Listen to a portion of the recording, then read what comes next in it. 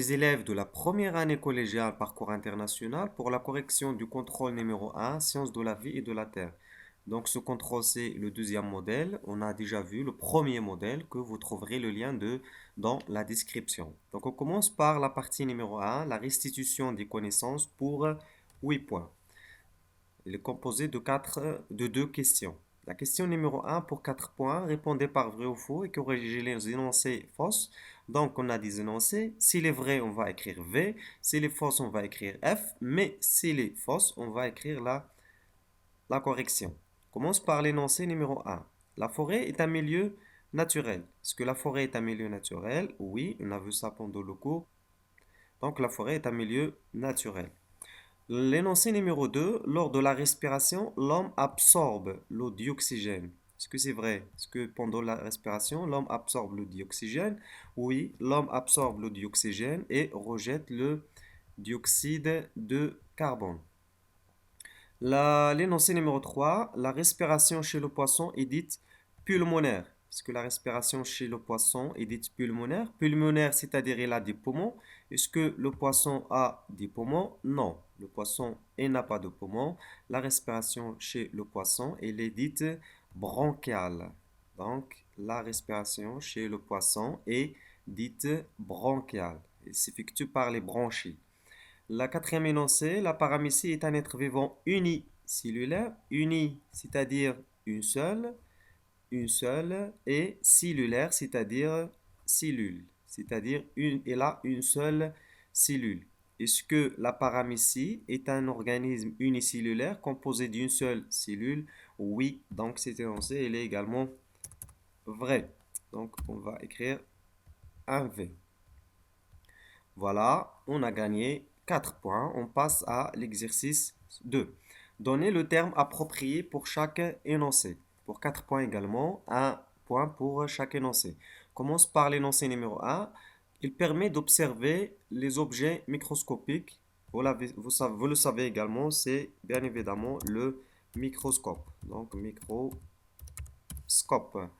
La deuxième énoncé, ou l'énoncé numéro 2, permet de dégager les êtres vivants du sol. On l'a vu, pour dégager les êtres vivants qui vivent dans le sol, on a utilisé un appareil qu'on a appelé l'appareil de Berlez.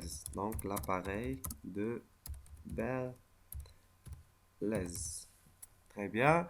L'énoncé numéro 3, composé d'êtres vivants et de composantes non vivantes, c'est le milieu naturel. Donc milieu naturel.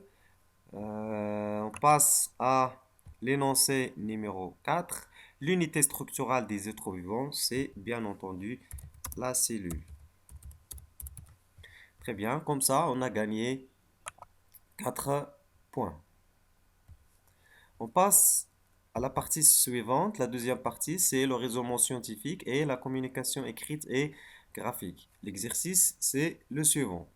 On se propose d'étudier les échanges gazeux dans l'organisme en utilisant les deux tableaux suivants. Donc on a deux tableaux et on a quelques questions. Le tableau numéro 1, il donne la composition de l'air inspiré.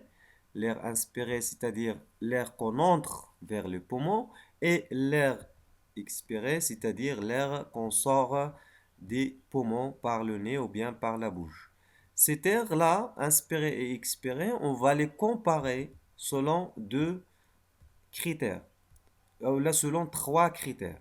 Trois critères. Le premier, c'est la quantité de l'oxygène, la quantité de dioxyde de carbone et la quantité de l'azote. On va mesurer la quantité d'oxygène dans l'air inspiré et dans l'air expiré.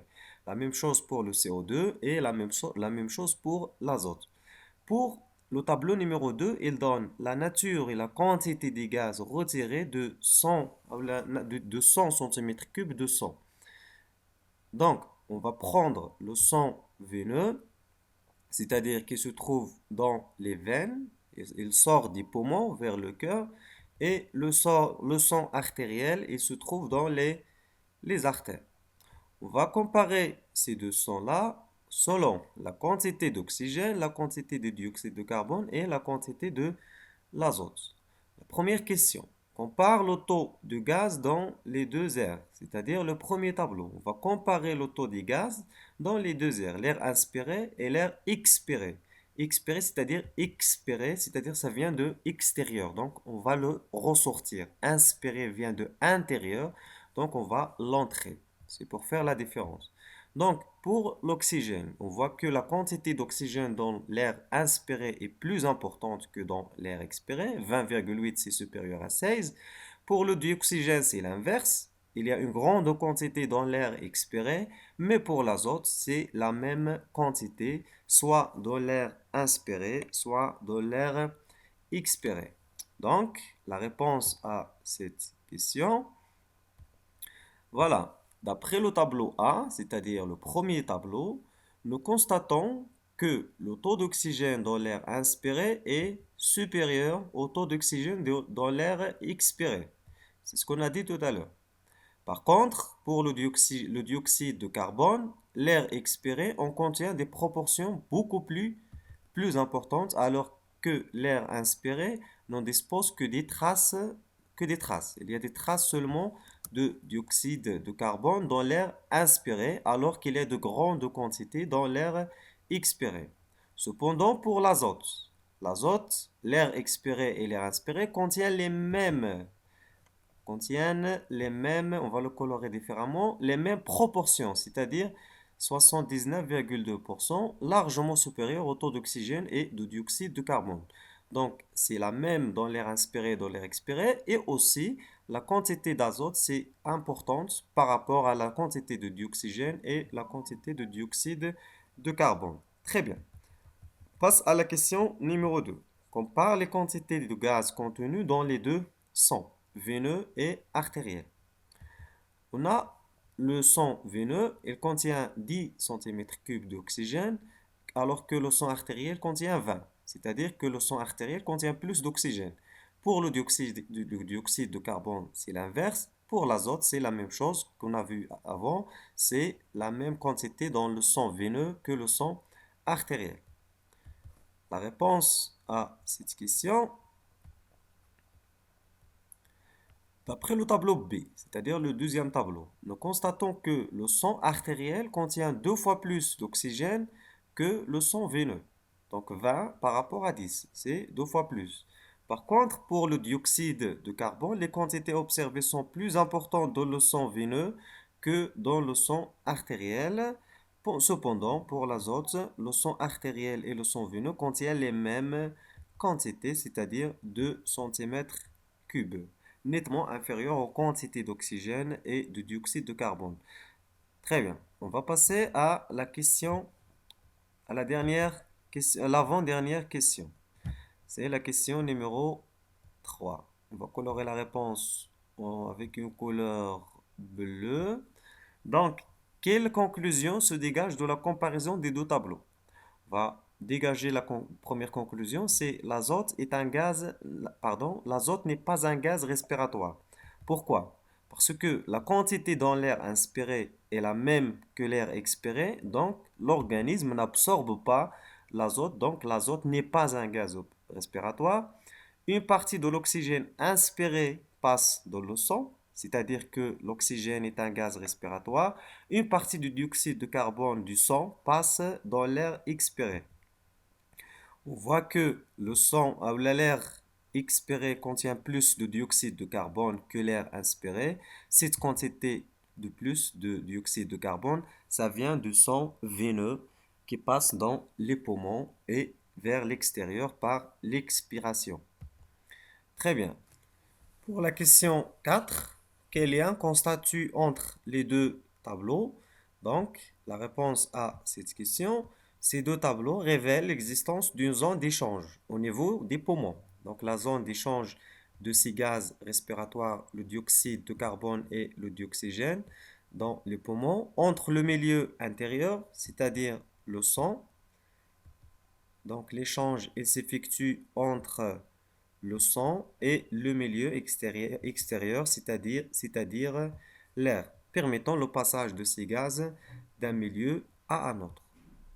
Très bien. On passe à l'exercice numéro 2. Le schéma ci-contre représente une alvéole pulmonaire et un capillaire sanguin.